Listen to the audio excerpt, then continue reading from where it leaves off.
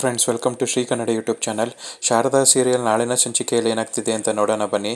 ನೀವೇನಾದರೂ ನಮ್ಮ ಚಾನಲ್ನ ಫಸ್ಟ್ ಟೈಮ್ ನೋಡ್ತಾ ಇದ್ದರೆ ದಯವಿಟ್ಟು ಸಬ್ಸ್ಕ್ರೈಬ್ ಮಾಡ್ಕೊಳ್ಳಿ. ಸಬ್ಸ್ಕ್ರೈಬ್ ಮಾಡ್ಕೊಂಡು ತಪ್ಪದೇ ಬೆಲ್ ಐಕಾನ್ ಕ್ಲಿಕ್ ಮಾಡಿ. ರೈತರ ಕೈಗೆ ಜಾತಕನ ಕೊಡ್ತಾರೆ.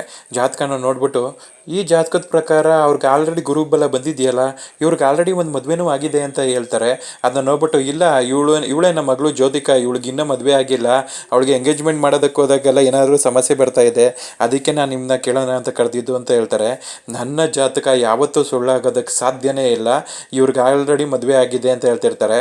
ಆವಾಗ ದಶರಥ ಯೋಚನೆ ಮಾಡ್ತಿರ್ತಾನೆ, ನನ್ನ ನಿಜವಾದ ಮಗಳು ಇದ್ದಾಳಲ್ಲ, ಅವಳಿಗೆ ಮೋಸ್ಟ್ಲಿ ಮದುವೆ ಆಗಿರಬೇಕು, ಅವಳು ಮದುವೆ ಆಗಿ ಆಲ್ರೆಡಿ ಎಲ್ಲೋ ಚೆನ್ನಾಗಿದ್ದಾಳೆ ಅನಿಸುತ್ತೆ, ನಾವು ಅಪ್ಪ ಅಮ್ಮ ಆಗಿ ನಾವೇ ಕನ್ಯಾದಾನ ಮಾಡ್ಕೊಡೋಕ್ಕಾಗಲಿಲ್ವಲ್ಲ, ಅವಳು ಎಲ್ಲೇ ಇದ್ರೂ ಚೆನ್ನಾಗಿದ್ದರೆ ಅಷ್ಟೇ ಸಾಕು ಅಂತ ಯೋಚನೆ ಮಾಡ್ತಿರ್ತಾನೆ.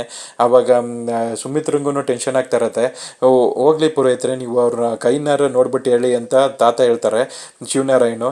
ಆವಾಗ ಕೈ ಬಾರಮ್ಮ ಇಲ್ಲಿ ಅಂತ ಹೇಳ್ತಾರೆ. ಆವಾಗ ಜ್ಯೋತಿಕ ಬಂದ್ಬಿಟ್ಟು ಅವ್ರ ಪಕ್ಕದಲ್ಲಿ ಕೂತ್ಕೋತಾರೆ. ಆ ಪಕ್ಕದಲ್ಲಿ ಕೂತ್ಕೊಂಡಾಗ ಕೈನ ನೋಡ್ಬಿಟ್ಟು, ಈ ಕೈಯಲ್ಲಿ ನನಗೆ ಯಾಕೋ ಕಂಕಣ ಬಲ ಇರೋ ರೇಖೆ ಕಾಣಿಸ್ತಾನೇ ಇಲ್ಲ, ಇವ್ರಿಗೆ ಇನ್ನೂ ಮದುವೆ ಆಗೋದಕ್ಕೆ ತುಂಬ ಟೈಮ್ ಹಿಡಿಯುತ್ತೆ, ಇವ್ರ ಮನಸ್ಸಲ್ಲಿ ತುಂಬ ಆಲೋಚನೆಗಳಿವೆ, ಆ ಆಲೋಚನೆಗಳಿಗೆಲ್ಲ ಒಂದು ಕರೆಕ್ಟಾಗಿರೋ ಉತ್ತರ ಸಿಗಬೇಕು, ಅಲ್ಲಿವರೆಗೂ ಇವ್ರಿಗೆ ಮದುವೆ ಆಗೋದಿಲ್ಲ ಅಂತ ಹೇಳ್ತಾರೆ. ಅಯ್ಯೋ, ಹಿಂಗೆ ಹೇಳ್ಬಿಟ್ರೆ ಹೆಂಗೆ ಜಯಿಸ್ರೆ, ಏನಾದರೂ ಪರಿಹಾರ ಇದ್ದರೆ ಹೇಳಿ, ನಾವು ಅದನ್ನ ಮಾಡ್ತೀವಿ ಅಂತ ಸುಮಿತ್ರ ಹೇಳ್ತಾ ಇರ್ತಾಳೆ. ಆವಾಗ ಈ ಹುಡುಗಿಗೆ ಸದ್ಯಕ್ಕಂತೂ ಮದುವೆ ಹಣೆ ಬರ ಇಲ್ಲ, ಇನ್ನೂ ಸ್ವಲ್ಪ ಟೈಮ್ ಹಿಡಿಯುತ್ತೆ, ಆಮೇಲೆ ಬೇಕಾದ್ರೆ ಮದುವೆ ಆಗುತ್ತೆ ಅಂತ ಹೇಳ್ತಿರ್ತಾರೆ. ಆವಾಗ ಅಲ್ಲಿಗೆ ಶಾರದಾ ಬರ್ತಾಳೆ. ಶಾರದಾ ಬಂದ್ಬಿಟ್ಟು ಜಯಶ್ರೀ ತಗೊಳ್ಳಿ ಅಂತ ಜ್ಯೂಸ್ ಕೊಡ್ತಾಳೆ. ಅವಳ ನಗು ಮುಖನ ನೋಡ್ಬಿಟ್ಟು, ಯಾರಮ್ಮ ನೀನು, ಮಹಾಲಕ್ಷ್ಮಿ ನಿನ್ನ ಮುಖದಲ್ಲಿ ತಾಂಡವ ಆಡ್ತಾ ಇದ್ದಾಳೆ, ನೀನು ಎಲ್ಲೇ ಹೋದ್ರೂ ಮಹಾರಾಣಿ ಥರ ಇರ್ತೀಯ ಅಂತ ಹೇಳ್ತಿರ್ತಾರೆ.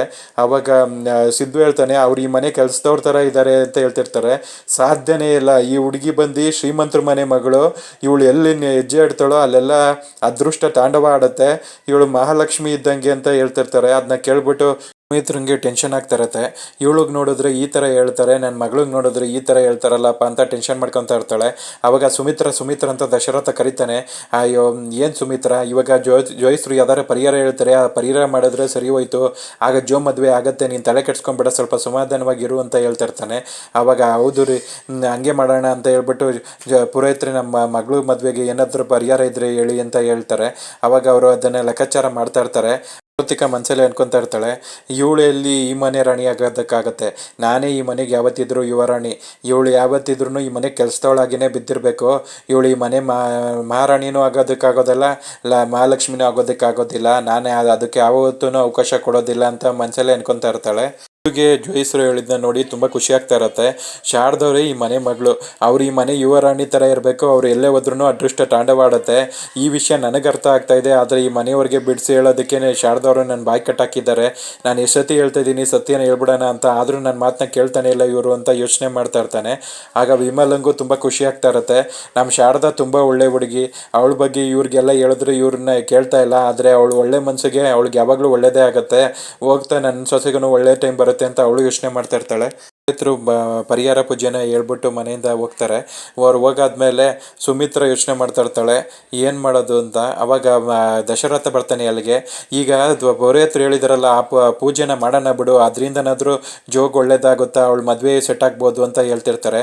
ಇಲ್ಲ ರೀ, ಫಸ್ಟು ನಾವು ಆ ಪೂಜೆನ ಮಾಡಬೇಕು, ಆ ಪೂಜೆ ಮಾಡಾದ್ಮೇಲೆ ನಮ್ಮ ಜೋಗೆ ಮದುವೆ ಸೆಟ್ ಆಗಬೇಕು, ಅವಳಿಗೆ ಬೇಗ ನನಗೆ ಮದುವೆ ಮಾಡಿಬಿಟ್ರೆ ನಂಗೆ ಅಷ್ಟೇ ಸಾಕು, ಅವಳು ಈ ಥರ ಮಕ್ಕನ ಸಪ್ಪಗೆ ಇಟ್ಕೊಂಡಿರೋದು ನೋಡ್ರೆ ನಂಗೆ ತುಂಬ ಬೇಜಾರಾಗುತ್ತೆ, ನನ್ನ ಕಳ್ಳು ಕ್ಯೂಚ್ದಂಗೆ ಆಗುತ್ತೆ ಅಂತ ಹೇಳ್ತಿರ್ತಾಳೆ. ನಾನು ನಿನ್ಗೆ ಹೇಗೆ ಹೇಳಿ ಸುಮಿತ್ರ, ಇವಳು ನಮ್ಮ ನಿಜವಾದ ಮಗಳೇ ಅಲ್ಲ, ಆದರೆ ನಾನು ನಿನಗೆ ಹೇಳೋಕ್ಕಾಗ್ತಾ ಇಲ್ಲ, ನಾನು ಪ್ರತಿ ಸಲ ನಿನ್ಗೆ ಹೇಳಬೇಕು ಅಂದ್ಕೊಂಡಾಗ್ಲೂ ಏನಾದರೂ ಒಂದು ಸಮಸ್ಯೆಗಳು ಬರ್ತಾ ಇದೆ, ನಾನು ನಿನಗೆ ಆದಷ್ಟು ಬೇಗ ಈ ವಿಷಯನ ಹೇಳಬೇಕು, ಅದೇ ಸರಿ ಅಂತ ದಶರಥ ಅನ್ಕೊತಾ ಇರ್ತಾನೆ. ರೂಮಲ್ಲಿ ಇರ್ತಾಳೆ. ಅಲ್ಲಿಗೆ ಪಾರಿಜಾತ ಬರ್ತಾಳೆ. ಏನು ಗೋಲ್ಡಿ, ಈ ಪುರೋಹಿತರು ನೋಡಿದ್ರೆ ಈ ಥರ ಹೇಳ್ಬಿಟ್ರಲ್ಲ ಅಂತ ಹೇಳ್ತಿರ್ತಾಳೆ.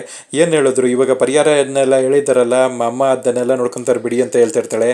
ಅಯ್ಯೋ, ಪರಿಹಾರನೆಲ್ಲ ನಾನು ಹೇಳ್ತಾ ಇರೋದು, ಶಾರದನ ಮಕ್ಕ ನೋಡ್ಬಿಟ್ಟು ಅವಳಿ ಎಲ್ಲೇ ಹೋದ್ರು ಮಹಾರಾಣಿ ಥರ ಇರ್ತಾಳೆ, ಅವಳ ಮಖದಲ್ಲಿ ಲಕ್ಷ್ಮಿ ತಾಂಡವಾಡ್ತಿದ್ದಾಳೆ ಅಂತೆಲ್ಲ ಹೇಳಿದ್ರಲ್ಲ ಅಂತ ಹೇಳ್ತಿರ್ತಾಳೆ.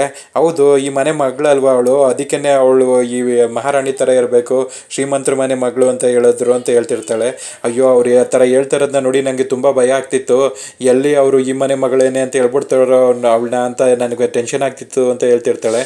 ಅಯ್ಯೋ, ಆ ಥರ ಎಲ್ಲ ಹೇಳಂಗಿದ್ದಿದ್ರೆ ಯಾಕೆ ಬೇಕಾಯಿತು, ಆ ಥರ ಎಲ್ಲ ಅವಳು ಈ ಮನೆ ಮನೆ ಮಗಳಾಗೋದಕ್ಕೆ ನಾನಂತೂ ಯಾವತ್ತೂ ಬಿಡೋದಿಲ್ಲ.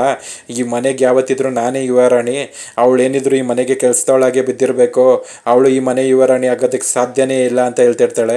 ಏನೋ ಅಪ್ಪ ನಿನಗೆ ಸಿಕ್ಕಾಪಟ್ಟೆ ಕಾನ್ಫಿಡೆನ್ಸು, ಆದರೆ ಯಾವಾಗ ಏನಾಗುತ್ತೋ ಅಂತ ನನಗೆ ಭಯ ಆಗ್ತಾ ಇದೆ ಅಂತ ಹೇಳ್ತಿರ್ತಾಳೆ. ಆದರೂ ನನ್ನ ಮಗ ಎಲ್ಲಿದ್ದಾನೋ ಏನೋ, ಅವನು ಮತ್ತೆ ಸಿಗಲೇ ಇಲ್ಲ, ಅವನ ಬಗ್ಗೆ ಯಾರೂ ತಲೆ ಕೆಡ್ಸ್ಕೊತಾ ಇಲ್ಲ, ನನಗೆ ಟೆನ್ಷನ್ ಆಗ್ತಾ ಇದೆ ಅಂತ ಪಾರಿಜಾತ ಹೇಳ್ತಿರ್ತಾಳೆ. ನೀವು ತಲೆ ಕೆಡ್ಸ್ಕೊಬೇಡಿ ಗ್ರಾಣಿ, ನಾನು ಅದಕ್ಕೆ ಅಂತಲೇ ಜನಗಳನ್ನ ಬಿಟ್ಟಿದ್ದೀನಿ ಅವ್ರನ್ನ ಉಡ್ಸೋದಕ್ಕೆ, ಆದಷ್ಟು ಬೇಗ ಅವ್ರು ನಮಗೆ ಸಿಗ್ತಾರೆ, ನೀವು ತಲೆ ಕೆಡ್ಸ್ಕೊಬೇಡಿ ಅಂತ ಹೇಳ್ತಿರ್ತಾಳೆ.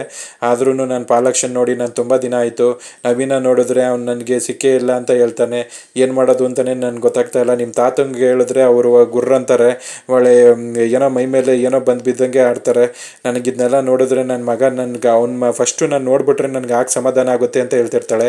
ಅಯ್ಯೋ ಗ್ರಾನಿ ನೋಡಿದ್ರೆ ಈ ಥರ ಹೇಳ್ತಿದ್ದಾರೆ, ನಾನು ನೋಡಿದ್ರೆ ಅವತ್ತು ಆ ಥರ ಮಾಡಿದ್ದೀನಿ, ಇವಾಗ ಏನಪ್ಪ ಮಾಡೋದು, ಇವಾಗ ಇದರಿಂದನೂ ನನಗೆ ಸಮಸ್ಯೆ ಬರುತ್ತಾ, ಪೊಲೀಸವರು ನಮ್ಮ ಮನೆವರೆಗೂ ಬರ್ತಾರಾ, ಏನಾಗುತ್ತೆ ಅಂತ ಟೆನ್ಷನ್ ಆಗ್ತಿದೆಯಲ್ಲ ಅಂತ ಯೋಚನೆ ಮಾಡ್ತಿರ್ತಾಳೆ.